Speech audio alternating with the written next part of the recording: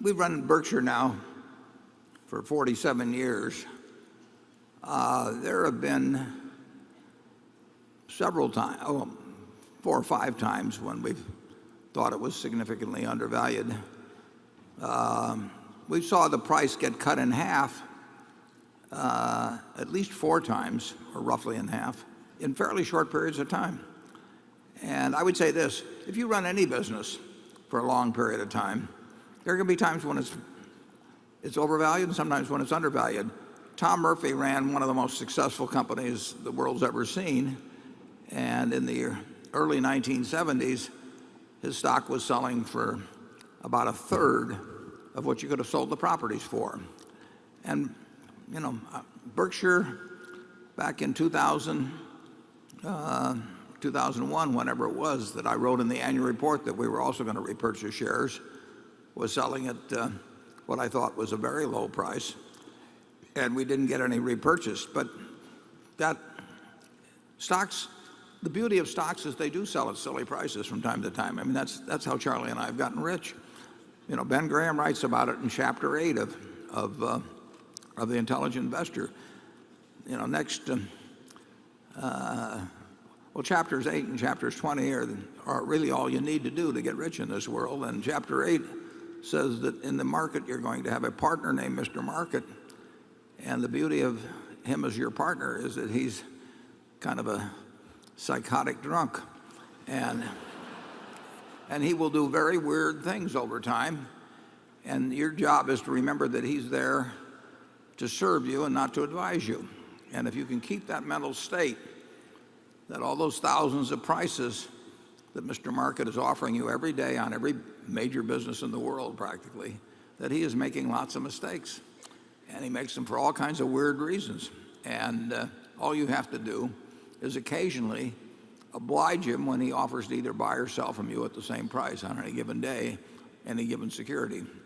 So it's built into the system that stocks get mispriced, and Berkshire has been no exception to that. I think Berkshire, generally speaking, has come closer to selling around its intrinsic value over a 47-year period or so than most large companies. If you look at the range from our high to low in a given year and compare that to the range high and low on 100 other stocks, I think you'll find that our stock fluctuates somewhat less than most, which is a good sign.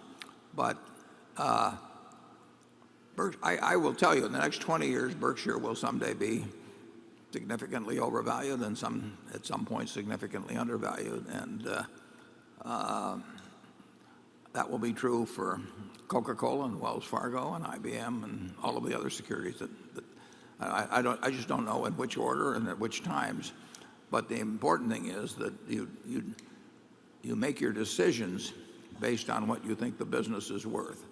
And if you make your buy and sell decisions based on what you think a business is worth, and you stick with businesses that you think you've got good reason to think you can value, you simply have to do well in stocks. The stock market is the most obliging, money-making place in the world because you don't have to do anything. You sit there with thousands of businesses being priced at the same price for the buyer and the seller, and it changes every day, and you've got lots of information about most of those businesses, and you don't have to do anything. Compare that to any other investment alternative you've got. I mean, you can't do that with farms. If you own a farm and the guy has the farm next to you and you kind of like to buy him out or something, he's not going to name a price every day at which he'll buy your farm or sell you his farm. But you can do that with, you can do it with Berkshire Hathaway or IBM. It's a marvelous game. I mean, the rules are stacked in your favor if you don't turn those rules upside down and start behaving like the drunken psychotic instead of the guy that's there to take advantage of him. Charlie? Well, what's interesting about this place is that I think we've had a lot more fun when we got rich enough so we bought businesses and stocks to hold instead of to resell. It's an enormously more constructive life. So as fast as you can work yourself into our position, the better off you'll be.